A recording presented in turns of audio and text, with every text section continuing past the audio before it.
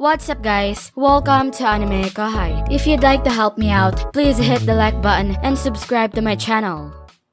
Having him watch over me made me feel confident and protected. Now, I could relax and be in my element. A meeting hall filled with top businessmen and women from around the world, all present at my invitation. As a man like me, it couldn't get much more thrilling. That's why I decided to dress myself and my guards in stylish business attire. It was a way to prepare ourselves for what lay ahead. Are we ready? I asked. Bid and Gobman nodded briskly, and with determination, we made our way to the hotel hosting the conference. The automatic doors opened, and we were greeted by a refined front desk attendant. May I have your name, sir? He asked, performing the gesture with practiced elegance. Myourmiles. I replied. My apologies, sir. Just to be thorough, may I see your identification? The attendant requested. While I doubted anyone would try to impersonate me, there was no harm in cooperating. I was certain the hotel was equally cautious with all its guests, so it actually provided a sense of relief.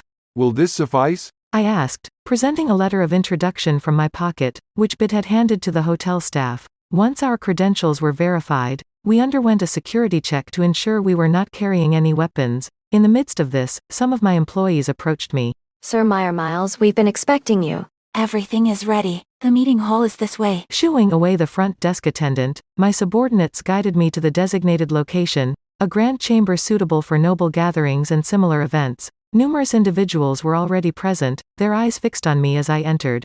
Is that the head of the FNTA? The one who proposed this? He looks familiar. I recall a certain ruthlessness in his approach to business. I heard he secured his current position by gaining favor with the Demon Lord Ramu.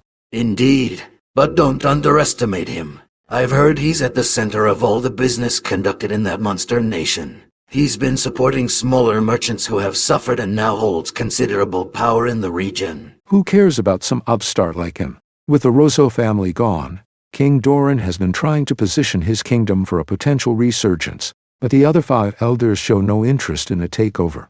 It's over for all of them, I'm certain. Yes, and Prince Johann of Rostia was arrested by Anglicia's magical inquisitors. No one else possesses enough strength to restore their former glory. I heard that Margrave Sidra is also in custody. Apparently, he was tasked with defending Anglicia but completely abandoned the request. He'll be fortunate to ever see the outside of a cell, I can assure you. So, whoever can seize the initiative at today's meeting will wield significant influence in the next generation, right? I will be handing that throne over to any of the other attendees, especially not a group of rural folks like the Four Nations Trade Alliance. But Tempest shouldn't be underestimated. No, it shouldn't. Their fighting power is formidable, and one of their diplomats, a talented individual named Testaros, has practically taken control of the council. Well, let's see what they bring to the table. Absolutely. If that man proves to be incompetent, we can step in and take over his position. Simple. And what demon lord wouldn't choose the most powerful candidate for the job? I'm sure this one will as well. They didn't even bother hiding their conversation. The excited rumors echoed throughout the chamber, reaching my ears loud and clear. Everyone was intensely curious about whether I had the skills to match my reputation, openly sharing their candid opinions. And who could blame them? Today, I had gathered more than just Razzo's former allies. Even crime lords from around the world were present, each with a firm grip on their local underworld activities. These were the individuals who controlled vast fortunes and rarely interacted with one another. They were the kind of influential leaders I could never have gained an audience with in the past. The fact that they were aware of rumors about the 5 elders demonstrated the extensive reach of their networks. These were people who had spent their lives outsmarting and outmaneuvering their competition. Their greed knew no bounds. Razzo's downfall didn't frighten them. They saw it as an exciting new opportunity. Once again, I braced myself. I couldn't afford to let my guard down for even a moment in the presence of these individuals.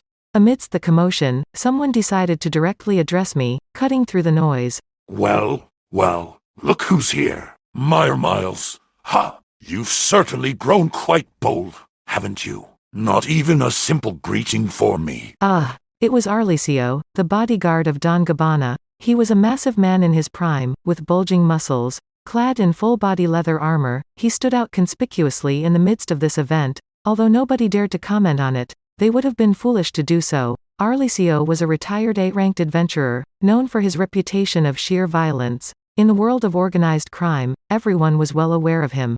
We were acquainted, unfortunately. If given the choice, I would have preferred to never see him again in my life. He was like a fierce beast, constantly hungry and stalking his prey. Ever since I met him as a young man, he had been a constant annoyance, always pestering me for food, money, and other favors. I wanted to confront him about it, but he embodied brutality in human form. To make matters worse, he had Don Gabbana backing him. Don Gabbana was a towering figure, of noble blood despite lacking a title. Even the Arlecio royal family wouldn't dare to defy him. When Arlecio went too far one day and killed a wannabe street enforcer, the military police brushed it off as a suicide. Since then, nobody had even thought about crossing that maniac. I certainly wasn't going to provoke Arlecio, especially when I was supposed to be discussing matters of economics. As the one convening this meeting, I had to navigate this situation, even if it made me look bad. So, with a forced smile, I confronted Arlecio. Well, Arlecio, what a surprise to see you in a place like this. Ha! Who gave you permission to speak to me like that? You've become quite arrogant while I wasn't paying attention. Oh, terrifying. Arlecio wasn't raising his voice, but his mere presence exuded intimidation that reached the depths of my stomach. I almost wanted to tremble in fear. They call me the Emperor of the Underground, back in Bloomond, but faced with someone like Arlecio, I was reminded once again of how low I truly stood on the ladder. Arlecio, this is meant to be a joyful occasion for everyone. All right, maybe we can discuss this later. Bid stammered, trying to defuse the situation. He seemed equally intimidated by Arlecio, knowing about Arlecio's reputation, which made him tremble in his boots. I was actually impressed that Bid had the courage to speak up, considering he had never opposed Arlecio before. However, I couldn't say it was the wisest decision. And who the hell do you think you are? You think you can just step up and talk to me like that? Who gave you permission for that? Arlecio's anger was now directed at my bodyguard. As I had anticipated, Arlecio had no recollection of Bid. He probably didn't consider him worth remembering anyway. From Arlecio's perspective, someone as insignificant as Bid attempting to address him was an unforgivable offense, or at the very least, it did nothing to improve his mood.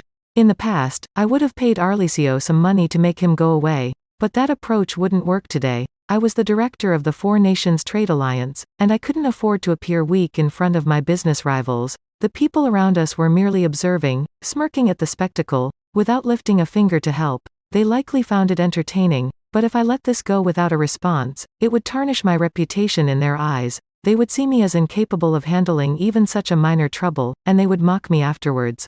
I believe, Arlecio, you may have some mistaken assumptions. At present, I happen to be the director of the Four Nations Trade Alliance. Given our long acquaintance, I am willing to let this slide, so I kindly request you to leave my presence promptly. I tried my best to maintain composure, despite the effort it took to steady my voice. Thankfully, I managed to keep myself together.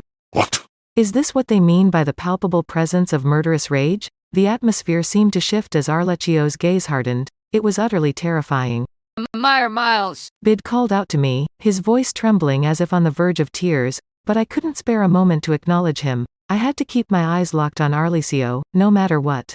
Whoa, Myourmiles, are you sure you're not making a grave mistake? Or do you think I wouldn't lay a finger on you with all these people around? Indeed, I held that belief. Any person with even a modicum of intelligence would never consider resorting to violence in a place like this. While a magical beast driven solely by instinct might be an exception, a normal and sensible individual wouldn't dare to entertain such thoughts. Moreover, Arlecio was the personal bodyguard of Don Gabbana. If he were to instigate a fight here, it would undoubtedly cause immense trouble for his boss.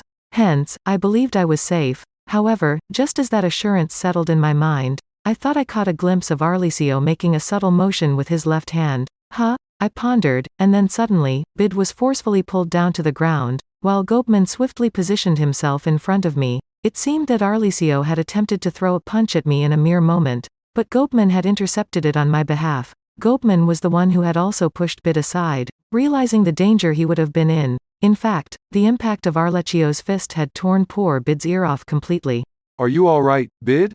Yes, sir. Sorry I couldn't be of assistance. Don't worry about it. If something were to happen to you, Sir Rimuru would be furious.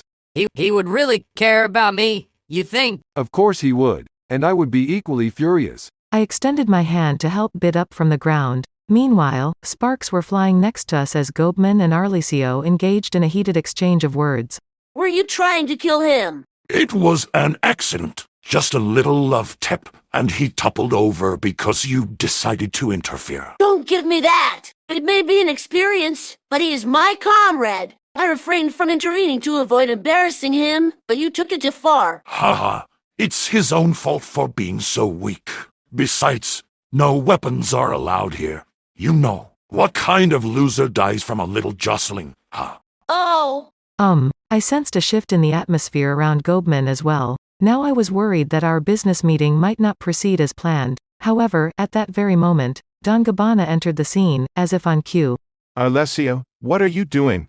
Oops, sorry, boss. I was just exchanging greetings with an old acquaintance. Is that so? But isn't that man injured? Here, use this.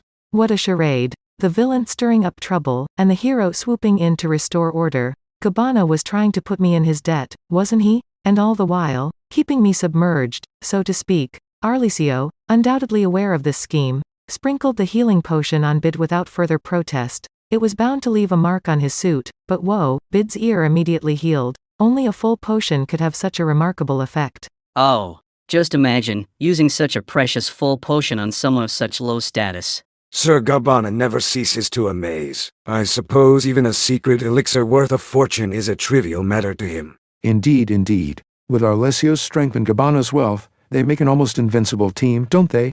Hearing all this chatter from the onlookers did nothing to lift my spirits. I felt a sense of gloom settling over my mind. Suddenly, things had taken a foreboding turn, as if I had just awakened from a nightmare. I glanced at Bid, and he stood frozen in place. I could surmise that he felt the same unease as I did.